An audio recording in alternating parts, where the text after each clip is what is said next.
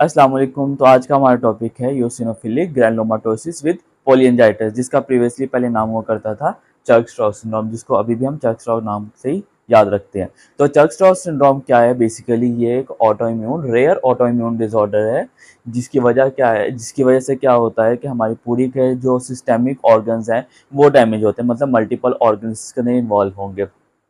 और इसकी कॉज क्या है? मेनली ये यूसिनोफिलिक जो है, यूसिनोफिल हमारी बॉडी के अंदर ज़्यादा डेवलप हो जाते हैं, जो कि बाद में कॉम्प्लिकेशंस कॉज करते हैं। प्लस इसके अंदर क्या है, मल्टीपल स्मॉल वेसल्स जो हैं उनकी इन्फ्लेमेशन हो जाती है, वो भी मोस्टली कॉज बाय यूसिनोफिल्स होता है। और इसके अंदर जो पेशेंट को एसोसिएटेड जो इसमें पेशेंट को मैनिफेस्टेशन मिलती है वो एलर्जिक रिएक्शन होता है, मतलब पेशेंट को या तो अस्थमा डेवलप होगा, रेनाइटिस होगा, साइनोसाइटिस होगा, एलर्जिक सिम्टम्स होंगे पेशेंट को। अगर इसके बाद पैथोलॉजी की बात की जाए इसकी, तो पैथोलॉजी मेनली eosinophils के ब्लड के अंदर इंक्रीज होने की वजह से चर्क-स्ट्रॉस सिंड्रोम डेवलप होता है। अब eosinophils क्या चीज़ है? eosinophils ये व्हाइट ब्लड सेल की एक टाइप है। व्हाइट ब्लड सेल की 5 टाइप में से एक सेल्स जो है ये eosinophil टाइप होते हैं, जो कि हमारी बॉडी के अंदर जब कोई एलर्जिक रिएक्शन हो या जब कोई पैरासिटिक इन्फेक्शन हो तब रेज होता है, तब डेवलप होते हैं। लेकिन इसके अंदर क्या है, पैथोलॉजिकली ये बॉडी के अंदर हाई होंगे ऑटो इम्यून डिसऑर्डर की वजह से। और इसके अंदर क्या होगा कि इसकी कॉज जो हमें नहीं पता है कि इसकी ओरिजिन क्या डेवलप क्यों होता है, वो अनक्लियर है, लेकिन हमें पॉसिबल इसके ट्रिगर्स पता है कि किन वजूहात की वजह से होता है। ये इन्फेक्शंस में वाइट ब्लड सेल्स में स्पेसिफिकली न्यूट्रोफिल्स रेज हो जाएंगे, एलर्जिक रिएक्शंस में, या कुछ मेडिकेशंस की वजह से रेज हो जाएंगे, जिसकी वजह से इन्फेक्शन, एलर्जिक रिएक्शन या मेडिकेशन से क्या होगा, यूसिनोफिल जो होंगे वो ट्रिगर होंगे, इम्यून रिस्पॉन्स ट्रिगर होगा, और फिर बाद में वो क्या करेगा, जो ऑर्गन्स होंगे उनको डैमेज करेगा, टिश्यूज को ही डैमेज करेंगे। अगर हम चर्क-स्ट्रॉस सिंड्रोम को अनट्रीटेड लेफ्ट कर दें, मतलब अगर उसको सही से ट्रीट ना करें, तो क्या होता है कि ये हमारे लंग्स में इन्फिल्ट्रेट करेगा और वहाँ पे कलेक्ट होके एक बॉल टाइप शेप बना लेंगे, जिसको हम यूसिनोफिलिक ग्रैनुलोमास कहते हैं। मतलब कि ये क्या करेंगे, वहाँ पे कलेक्ट होके ग्रैनुलोमा की शक्ल बना लेंगे। अब इसके बाद अगर हम साइन सिम्टम्स की बात करें, साइन एंड सिम्टम्स में क्या होगा कि पेशेंट को, ये पेशेंट टू पेशेंट वेरी करता है, मतलब डिफरेंट पेशेंट के डिफरेंट साइन एंड सिम्टम्स होंगे। और जो साइन एंड सिम्टम्स होते हैं इसके 3 फेसेस होते हैं, जो कि पर्सन टू पर्सन वेरी करेंगे। पहली फेस आ जाती है प्रोड्रोमल फेस।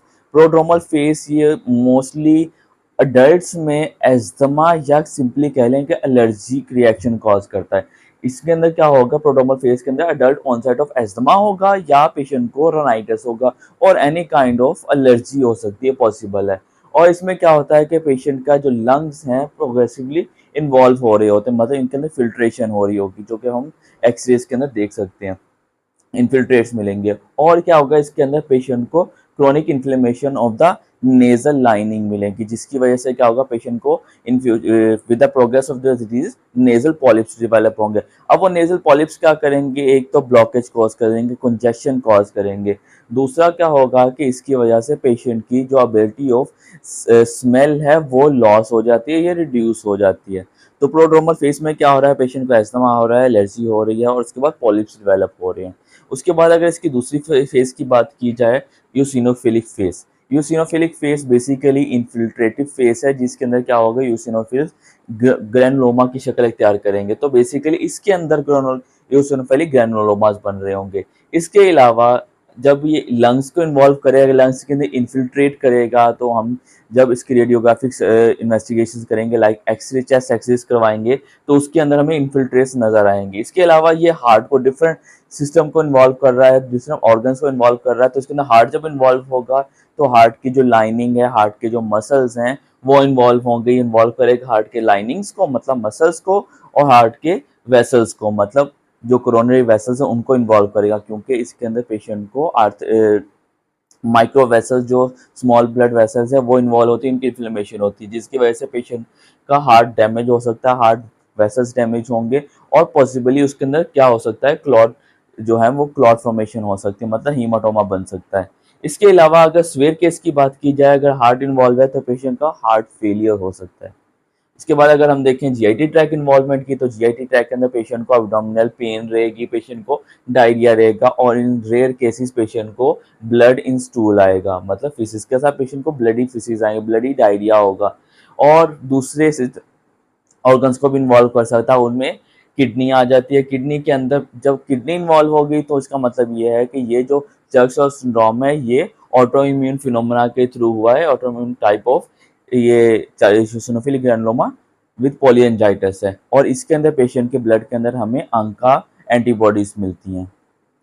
इसके बाद इसके तीसरे फेज की बात की जाए तो तीसरा फेज है इसका वास्कुलेटिक फेज, जो सबसे ज़्यादा अग्रेसिव या सबसे ज़्यादा सीवियर टाइप का होता है। इसमें क्या होगा, इसके अंदर नेक्रोटाइजिंग वास्कुलाइटिस होगा। नेक्रोटाइजिंग वास्कुलाइटिस क्या होगा, इसके अंदर जो स्मॉल ब्लड वेसल्स हैं उनकी क्या हो जाएगी, नेक्रोसिस स्टार्ट हो जाएगी, जिसकी जो जो स्मॉल वेसल जो हमारी पेरिफेरल नर्व्स को ब्लड सप्लाई कर रही होंगी उनकी नेक्रोसिस हो जाएगी, वो डैमेज हो जाएंगे, जिसकी वजह से पेशेंट को क्या सिम्टम्स आएंगे, पेशेंट को नर्व पेन होगी, लॉस ऑफ सेंसेशन और स्ट्रेंथ होगी अफेक्टेड एरिया में, या फिर लॉस ऑफ मसल कंट्रोल होगा, जो कि मोस्टली हैंड्स और फुट की तरफ होता है, इनमें होगा। इसके अलावा क्या होगा, इन्फ्लेमेशन, इसके अंदर इन्फ्लेमेशन होगी किनकी, ब्लड वेसल्स के, अदर ब्लड वेसल्स की, और जिसकी वजह से क्या हो जाएगी, इन्फ्लेम होने के बाद वो फ्रेजाइल हो जाएंगे। या फ्रेजाइल होंगे वो इजीली ब्रेक करेंगे, ब्रेक होने के बाद रप्चर होने के बाद क्या करेंगे, वहां से ब्लीडिंग स्टार्ट हो जाएगी, और जब स्किन के नीचे अंडर द स्किन जब ब्लीडिंग होती है तो उसको हम पर्परेटिक रैश कहते हैं,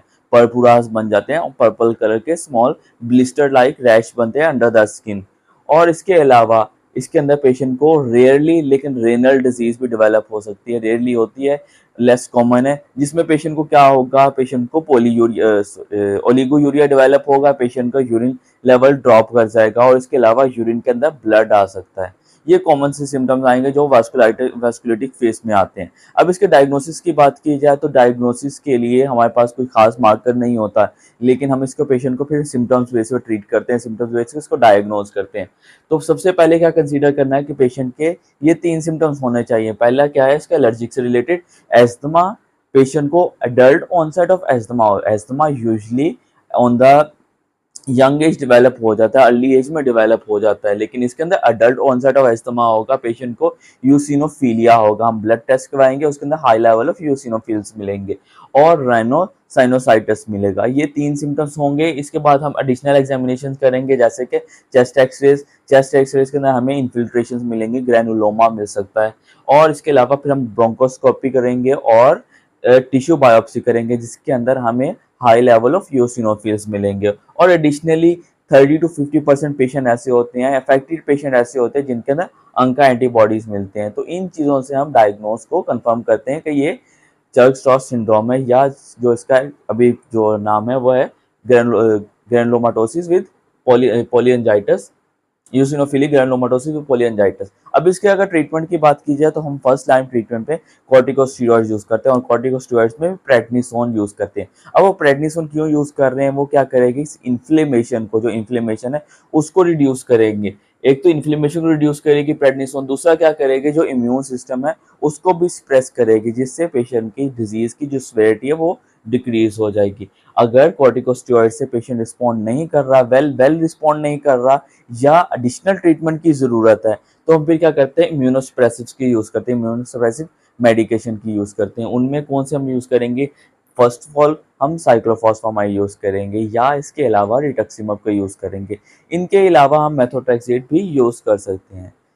अगर इसके बाद भी पेशेंट ठीक नहीं होता है, या फिर पेशेंट की जो सीवियर फेस नहीं है, तो उसके अंदर हम, अगर तो सीवियर फेस है तो तीनों का कॉम्बिनेशन होगा, वरना हम अगर सीवियर फेस नहीं है तो बायोलॉजिकल ट्रीटमेंट भी यूज कर सकते हैं, जिसके अंदर हम इंटरल्यूकिन 5 प्रोटीन इनहिबिटर या रिसेप्टर इनहिबिटर्स यूज कर सकते हैं। अगर प्रोटीन इनहिबिटर की बात की जाए तो हमारे पास एक ड्रग है मेपोलिजुमाब, और अगर रिसेप्टर ब्लॉकर की बात की जाए तो हमारे पास बेरालुजिमाब है।